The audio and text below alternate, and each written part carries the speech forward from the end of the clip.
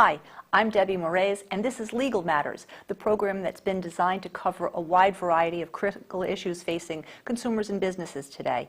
It's legal information, practical solutions, and straight talk about a wide variety of topics from finance and family law to Social Security, more recently, technology, and other topics. In our last sessions, we were discussing very timely topics as they pertain to consumers. Consumer beware, buyer beware, gift cards, layaways with very diminishing returns. And in view of very timely topics today, we thought we would also continue that spirit of giving issue, and in this way talk about consumer beware when it comes to fraud. I think today just about everyone is aware of what's going on in Haiti, so that will be a springboard for our discussion. Once again, our legal counsel from Audette Bizarre, Cordero and Grasso Law Firm in East Providence, we have with us Jackie Grasso. Jackie, welcome again. Thank you. I think since Haiti is on everyone's mind, we know there's an imminent need, we know there's going to be a continuing need, we know that people are very willing and generous and want to give, we want to help them learn how to and how not to be made victims. So what happens when someone says, I want to give? What should they do? Number one is always be vigilant. Make sure who you're giving to or to whom you're giving to is actually a verified charitable organization. By verified, there are a number of ways you can do it. You can look on the Secretary of State's website for a link that gives you the opportunity to see if this is actually a charitable organization. If they're a nonprofit organization, pretty easy. Go on the Secretary of State's website, wherever they're established, if it's local, to see if it's a nonprofit.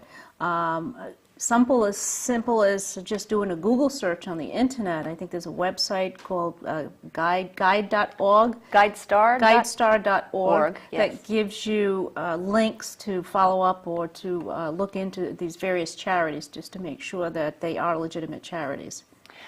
In recent days, the television stations have been warning us or also telling us where we should check and that we should check. And GuideStar was one. I believe there was one through the Better Business Bureau, Wise Giving Alliance, and CharityNavigator.org is another one that will help people check out what those websites are.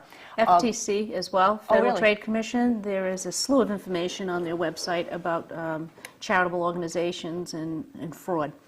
So, and especially this time, anytime there's a catastrophe, you're always going to see an uprise in fake charities looking for donations.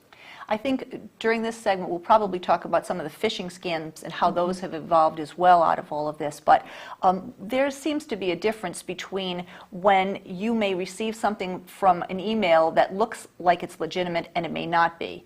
If you ended up being solicited, maybe it was a friend who sent you that email link, maybe it wasn't, maybe it was a scammer. How would you actually know the difference? What would you suggest that someone do? Because people do want to help and spread the word. If you're getting an email, again, look at the name of the organization.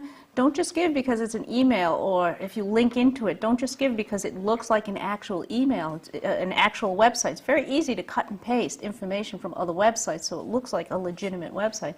You want to look into the organization. Again, you can go in, as simple as going into your local Attorney General's office. They have information on fraudulent charities, Federal Trade Commission, the websites that you suggested. And again, personally, the position I take is if I'm getting solicited by email, that's not something I want to give to. Okay, it's not something I want to give to because you don't know where it came from. Emails, just the trail of, what do they call that? The audit trail? Yeah, no, the information the links that it comes from. It could be changed in a number of ways. Yes, that's part of what that phishing scam is about. And in fact, the wonders of Photoshop and terrific graphic arts programs make it very easy for anyone almost to replicate what the letterhead and the body of the text that a bank could have or that the Red Cross site could have. But instead of it being a legitimate bona fide site, it actually may be someone else's idea of how to collect that money. It's not just the internet as well. I mean, years ago, people used to just duplicate it on paper. Yes. So now we have the benefit of having an internet at our fingertips, but years ago, people would just send flyers in the mail. How would we know it was a legitimate organization? That probably leads us into the telemarketing as well. Now, how do you know it's a legitimate organization? And what would you do when someone is calling you? I'll give you an example. We get solicited a lot, always when we sit down for dinner, of course. Yes. And the phone call comes in, we're calling from your local police chief organization. And I said, okay, fine, what town? Bristol. Could you do me a favor, tell me who the chief of police is? They had no idea who it was. So right there and then, you know that it's not a legitimate organization. You don't know who the chief of police is.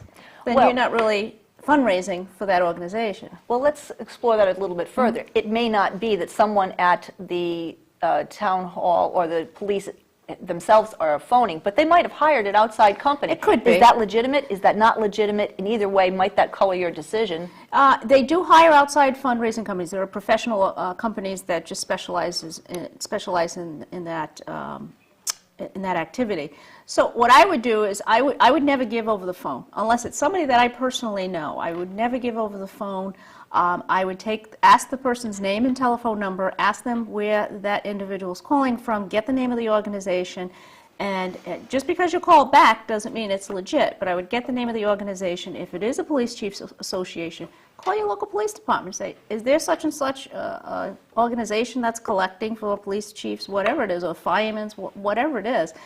If they have no such contract with them, then you know it's not a legitimate solicitation. And even if they are legitimate and it is a legitimate fundraising agency, you might certainly want to ask what percentage of what I'm giving is going to the organization and for the benefit of the recipient versus my heavy administrative fees for that organization that is sponsoring. I know when they had the Katrina Katrina earthquake, a lot of the concern was how much of our dollar is actually going to the charity, to the victims, for their need, and how much is actually going to the charity for business purposes or administrative purposes, and that's always a concern.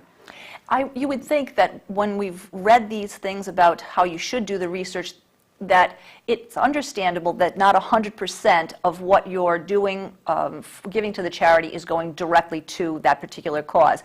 In fact, I think I'd almost be wary, wouldn't you, if they did say 100%, is because understandably they may have expenses that are legitimate, but just the cost to pay the fundraisers. Exactly. Yeah.